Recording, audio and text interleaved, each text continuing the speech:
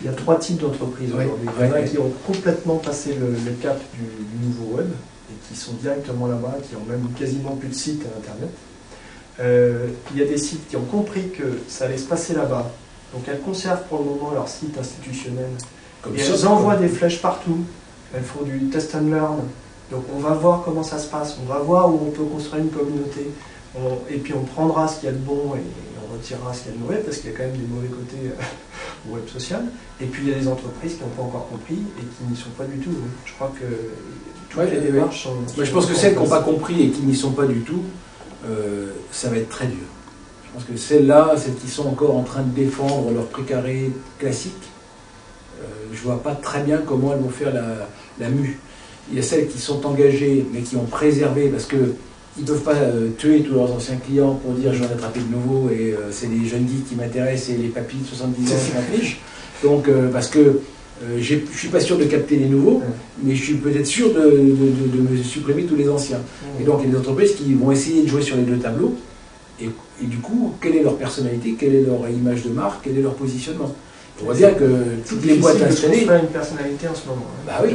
Je pense qu'aujourd'hui, la majorité des entreprises ont compris l'intérêt vis-à-vis des chiffres. Aujourd'hui, il y a plus d'internautes, de mobinotes. Mais par contre, peu d'entreprises ont trouvé les moyens d'y aller de façon efficace. On est encore dans une logique de test. J'ai un exemple d'entreprise, enfin c'est une start-up dans le domaine bancaire, c'est FriendsClear, qui est la personnalisation de ce web social en fait. Parce qu'ils font des prêts à des professionnels en fait. Mais ces professionnels, comment ils trouvent des investisseurs? Par leur réseau en fait. Donc ils vont dire sur leur réseau, sur Facebook, sur Twitter, sur Viadeo, etc. Ils vont dire venez sur FriendsClear, moi j'ai un projet d'entreprise, je vais ouvrir une nouvelle boutique de cosmétiques bio ou je sais pas quoi. Venez voir, venez investir si ça vous intéresse. La plateforme et le banquier vont se servir aussi des réseaux sociaux de cette personne pour vérifier que c'est une personne de qualité, qu'elle a un profil valable, qu'on peut bien lui prêter, qu'il y aura moins de défauts de paiement parce que des gens l'ont déjà recommandé sur Internet, etc. Donc elle se positionne juste en FriendsClear, cette plateforme, en intermédiaire de ce web social. Je les ai rencontrés l'autre jour. C'est vraiment... ils sont à l'origine. La preuve du business et de ce que les entreprises doivent être dans cette nouvelle relation sur Internet. C'est l'illustration de ce que disait Bill Gates il y a 15 ans. Il disait qu'on n'avait plus besoin de banquiers, c'est ça? Il disait, les gens ont besoin de banques, ils n'ont pas besoin de banquiers. C'est vrai. C'est un peu ça. Oui. Et à l'époque, ça paraissait complètement révolutionnaire. Alors bon, qu'est-ce qu'il raconte celui-là, ce Bill Gates? Mais en France, les banquiers ont sous-estimé cette parole qui était très forte.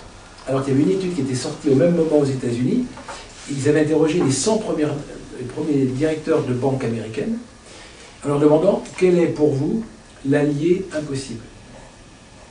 Et bien l'allié impossible pour eux, c'était Microsoft. Et je pense qu'il y a 15 ou 20 ans, quand on posait la question aux banquiers français, pour eux c'était Office, Windows, et ils ne voyaient pas en quoi ça pouvait être un ennemi. Et je pense qu'ils étaient passés complètement à travers. Et je crois que c'est seulement aujourd'hui qu'ils sont en train de réaliser que ce qui est en train de se mettre en place, c'est bien une sorte de banque sans banquier. Même si alors là, il y a toujours ils n'ont jamais été aussi puissants. Mais ils ont toujours des banquiers derrière, puisqu'il y a, ces banquiers, en l'occurrence, le Crédit Agricole, il fait les opérations techniques. D'accord. Il fait la tenue de compte derrière. Mais on voit bien que les banquiers vont se retrouver, enfin, si ça continue comme ça, à faire de l'industrie derrière, à traiter des flux. Et d'autres plateformes, des nouveaux acteurs vont s'occuper de la relation, justement, en s'appuyant sur ce web social, sur web 2.0. Donc, je trouve que la banque est un secteur qui est peut-être moins en retard que d'autres secteurs aujourd'hui. Ils ont su quand même prendre le pas. Il y a plusieurs stratégies. Alors, pour le coup, ceux qui ont découvert, ceux qui...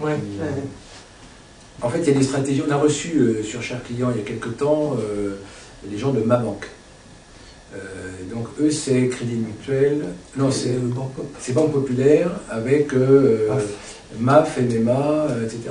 Et donc c'est le moyen de créer sa banque à partir de leur structure, et on crée la banque de ce qu'on veut. Je trouve que la banque affinitaire, en fait. Mais ça peut être banque aussi. Il y a eu la banque de la RATP pour les salariés de la RATP. Ils ont fait des expériences comme ça. Et puis après, il y a eu la banque de la caravane ou la banque du sidecar ou je sais pas quoi. Bref, peu importe. Ils se servent des briques. Voilà, ils utilisent ce qu'ils savent faire, banque assurance, et on met en marque blanche et on met le truc dessus, etc. On fait une offre en affinité avec une cible. Alors ça a l'air d'être difficile pour eux, mais je crois que ça c'est quelque chose qui peut donner envie. Ce qui peut freiner, c'est qu'on dit je me retrouve avec les produits banque populaire, reste à savoir si c'est des bons. Parce que si c'est une banque, il va quand même se poser la question de savoir si mon produit est compétitif en termes de produits bancaires. Parce que bien sûr je peux l'habiller, l'enrober, avoir un axe de stratégie intéressant, mais il ne faut pas que j'ai un mauvais produit. Donc la question c'est est-ce que c'est le bon cheval?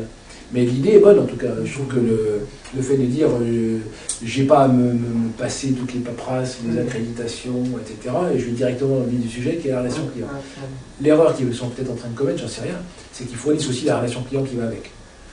Donc là, je dis qu'il n'y a plus qu'à mettre l'étiquette dessus et ça occupe aussi la relation client. Ça c'est le point où moi personnellement je prendrais la partie bancaire et je ne prendrais pas la partie relation client, mais bon, c'est mon affaire. Et donc on voit bien qu'effectivement, mais l'autre question, on dit voilà, ils sont en avance.